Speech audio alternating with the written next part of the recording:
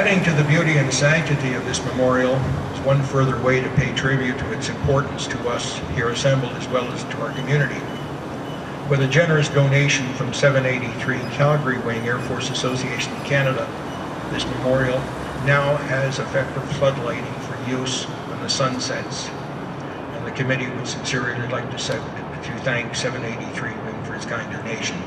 I now call on Mr. Ken Nixon to come forward to unveil the donor's plaque, which recognizes the contribution of 783 Calgary Wing, and to officially turn on the switch to floodlight the statue. Mr. Nixon.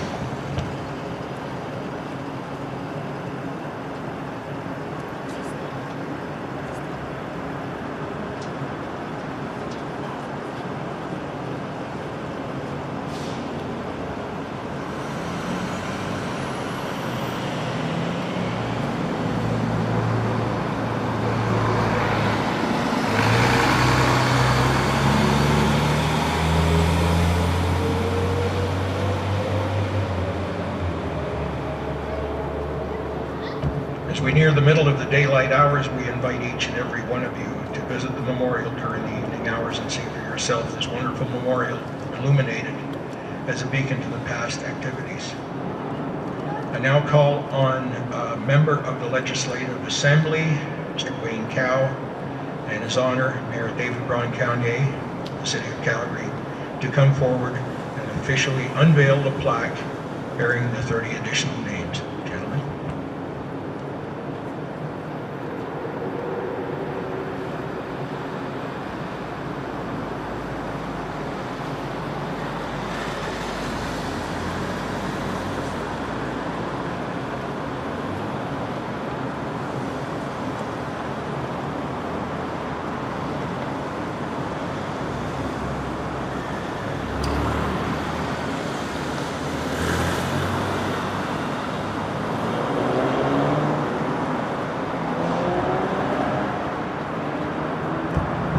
I would now like to call on our honored guest, Mr. Art Smith, who is the chairman of the statue committee, and this was his brainchild. We were just the supporting cast, and I'd like Mr. Smith to say a few words to you.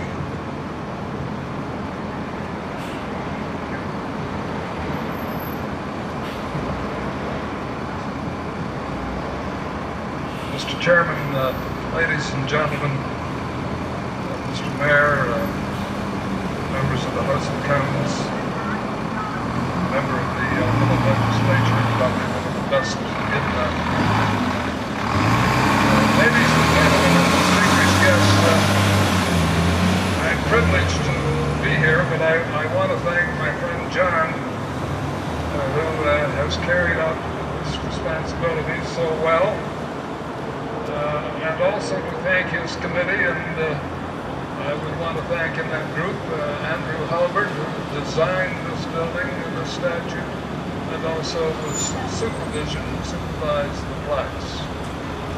And I too would like to join you, sir, Mr. Chairman, in thanking the Air Force Association and Rousey for their contribution to this day. Thank you. Chairman, it is generally said that there were many turning points in the Second World War. D-Day, of course, was one of the principal ones. The entry of the United States into the war, another one. The Battle of the Bulge was a great military victory. And, of course, the dropping of the atomic bomb. And there were others, such as Dunkirk, so important to Canadians. About 17 years ago, historians gathered in Austria to establish what in their mind was the major turning event in the war. You can understand when they selected the Battle of Britain as that point in which nothing else would have happened had it not been successful. This was the few that Winston Churchill referred to. These are the men who are not well trained initially, with their wonderful flying machines, particularly the Hurricane and the Mosquito, matched anything the Messerschmitt had to offer. They not only survived, but they established a reputation as great heroes. But there is another factor in why we are gathered here. It was the Battle of Britain which, if it didn't inspire the British Commonwealth Air Training Program, it certainly precipitated those in charge of it, and I'm speaking of the prime ministers of the four countries, to get on to do the job because of the serious damage that had been impacted on Britain's ability to fight the war. What they indeed said was, if you do not immediately replace those who we have lost, the RAF, and sprinkled with some wonderful stars from Canada, we could indeed lose the war. And so this monument is in recognition of not only the British Commonwealth Air Training Program, but also the recognition of how it came into existence. We said that it is also a statue, a monument, to recognize the insanity of war. We, two young people, say we do not glorify it, but we recognize that with your enthusiasm and new direction, there will not need to be another occasion to have a celebration such as this.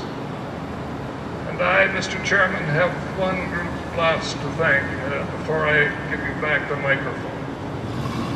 I want to thank, first of all, the Air Cadets, who I have been a part of for years, and how important they are to this ceremony. And to another group of diminishing but wonderful veterans, great friends of mine, and I refer, of course, to the Air Crew Association.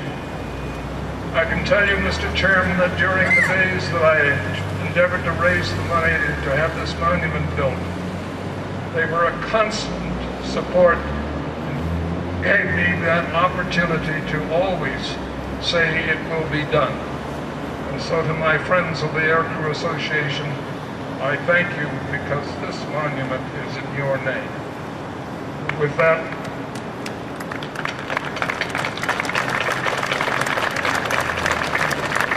Mr. Chairman, I thank you again for all that you've done to give direction to this cause. Thank you, sir.